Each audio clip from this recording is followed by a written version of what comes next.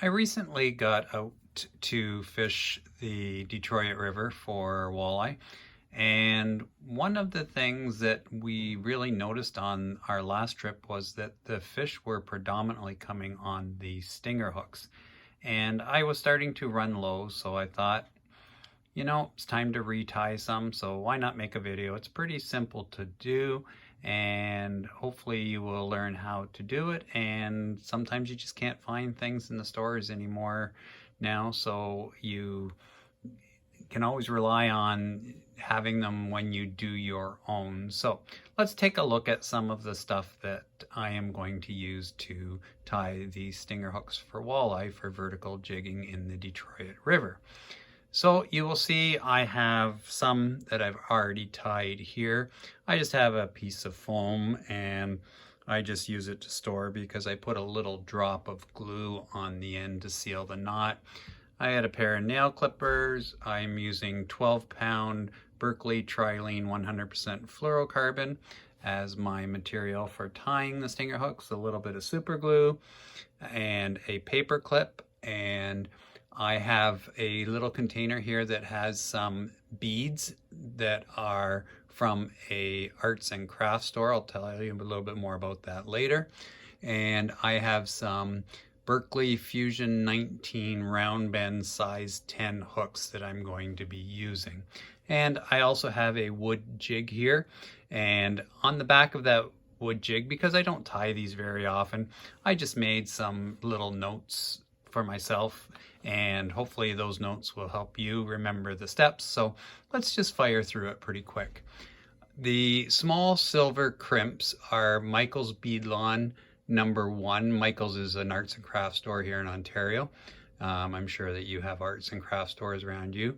Again, 12-pound test fluorocarbon. Step 1 is I'm going to tie on a #10 treble, and I am going to simply use a Palomar knot for that. Then I'm going to thread on one of the little tiny silver crimps, and there is one just at the end of the paper clip there, and you can barely see it. I'll show you a little more close-up of that a little bit later. And what I'm going to do is I'm going to thread the crimp onto the line. I'm going to bring the line back through it, and then the third step is to tie a knot into the tag end, and you're going to keep it loose. You're going to use your paper clip to bring the knot to the location that you would like. And then basically number 4 is you will glue the knot. And I'll show you all that here in the next couple of steps. Here is the front of my little piece of wood. You had the instructions on the back just for my refresher course, and you'll notice that I have 1 inch, 1 1/4 inch, 1 1/2, and 2 inch, and just simply took some nails and pounded them in that distance apart, and you will see how that all comes together. The one thing that I did do was I did cut the head off of the top of one of the nails, and that will make it easier to slide the stinger hook off after it is tied. And in the background, I basically have a little sandwich container, just a cheap Tupperware container, and I just glued a piece of styrofoam, and then I labeled my 1 inch ones at the bottom, 1 1/4 inch, and 1 1/2 inch. I generally don't use 2 inch, but some people may prefer a little longer. That's totally a personal preference. As you can see from my stinger box, my 1 inch supply is sorely lacking. I have 1 left. So I hope you enjoy this video as you learn how to make your own stinger hooks. Buddy Landry Smith showed me how he tied them, and I basically followed his lead, and this is how I tie them. So I hope you enjoy it, and as always, if you find the video enjoyable or helpful, a like, share, subscribe is always very much appreciated. Step 1 is pretty straightforward, and I am just going to take and do a Palomar knot. So I go in, I go back through, and then I double up the line, and I'm simply going to do an overhand knot, and I'm going to take the loop and put the hook through, and then I'm going to I like to make a little peace sign. I've shown that in one of my other videos with the knots, and then I just snug it up with my thumb, and then I am going to wet that set, and there we go, we're back. And with the trebles, they can be pretty small and you don't want to have them slip. So sometimes what I do is I'll just take the nail and I'll pull on the line and just to get my knot snug. So that's step one. Once I have the knot tied, I just take my nail clippers, trim it tight, and then I'm going to take about 6 to 8 inches and I'm going to snip that off, and then that is what I'm going to use to make my stinger hook. I like to have a little bit extra line just because it's easier to work with. You can see just how tiny the little silver crimp is in the palm of my hand, and that's what I'm going to be running the line through. Here's a quick look at my container beads, and you can tell they are pretty tiny, so you definitely need to have good eyesight to work with these beads and getting that line through. The line is now through the small crimp, so now I have to take the tag end and bring it back through. To run the fluorocarbon back through, I take the crimp and I push it between my thumb and index finger, and then just push the line through, and then now I've got a loop on the end, and that loop is right there. I've got the bead and I've got the hook. Here's the loop and the bead, and what I'm going to do is I'm going to take that and I'm going to put it over the, let's call it the D-headed nail. And what I'm going to do is I'm going to take my tag end, and see what I have done here is now I've got the tag end and I have the 1-inch size, and that's what I prefer most of the time. And basically what you've got now is you've got a system to hold the hook and the loop. And then what I'm going to do is I am going to take a overhand knot and basically put that there.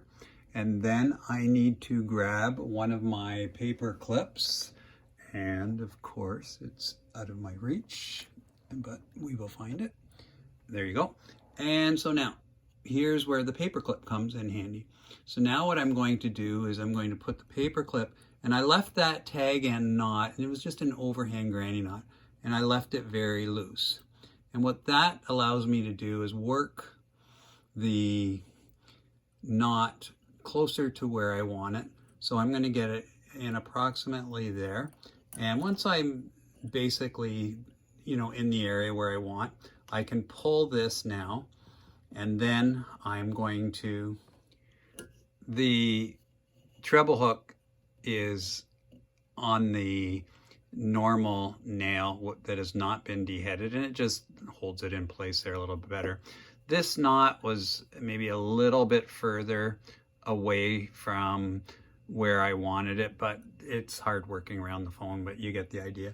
So what I would do then is I will take another overhand knot, and once again I'm going to use my paper clip and I'm going to work that knot down to where I want it, and it's usually going to line up with the other one, and then there it's doubled up, and I'm going to pull that tight, and then I can take my nail clippers, and I don't snip it super close, And that is basically the stinger hook. And then I'm just going to add a little bit of glue, and that is just going to hold it. And I'll show you that step next. Let's try that one more time since it popped off there at the end. Again, I have my loop here, and I take the paper clip, and I always do a double knot anyways, so I am going to take my paper clip, and right now the first knot is right in the middle, so I want those two to snug up, so I just bring them together, and there they are there. And so now I can pull it tight. Then I, once again, just take my clippers. And then I simply pull this off, and I am now ready to put my dab of glue on that. So that's how the paper clip, or you could use a nail, is going to help locate the knot where you want it to go. It's very helpful. At this point, I just want to make sure that my knotted end is going to be free. So I'm just going to snug it up a little bit so my knot is hanging away from the hook and everything. And then I'm going to take my little bit of super glue, and I just need basically a dab, like a drop, to seal it.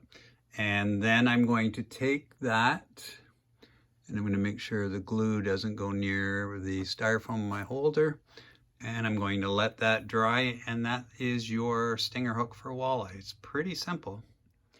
Now that's way more like it. Once again, I have my 1-inch ones down here, and you can see the majority, as that is my favorite. And then I've got some 1.25 and some 1.5. So I am loaded up and ready to go. This jig was made by my buddy Don Yermy, and it is completely powder coated, and there is no epoxy on the jig, and it is a really great jig that I love to fish on the Detroit River.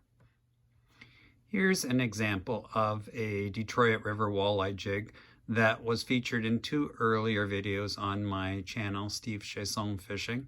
And it is a teardrop, and we really quite like it because it fits with the worm well, like a Bondi worm.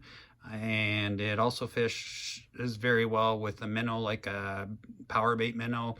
And we've just really come to like this style of head. So if you want to learn how to make and powder coat this jig, please check out those other videos. So here's the trailer hook. All we need to do is take the trailer hook, put the loop over top of the eye, and then this is a Matsuo type of hook. And then you just simply snug this up, and you have your stinger hook that you can put in the back of the worm. You can put it in the back of your power bait minnow, or you can just simply leave it dangling. It's totally your choice as to how you fish it. And it really is quite effective, and that little drop of glue acts like a little shock absorber.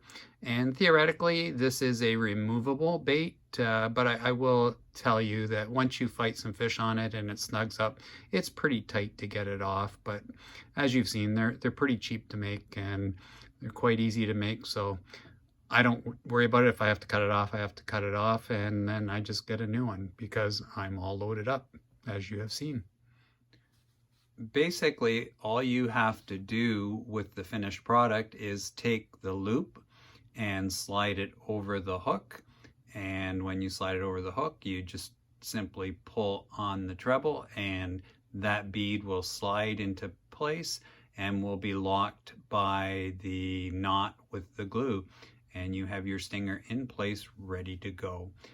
As always, if you find this video enjoyable or helpful, a like, share, subscribe is always very much appreciated. Take care, and bye for now.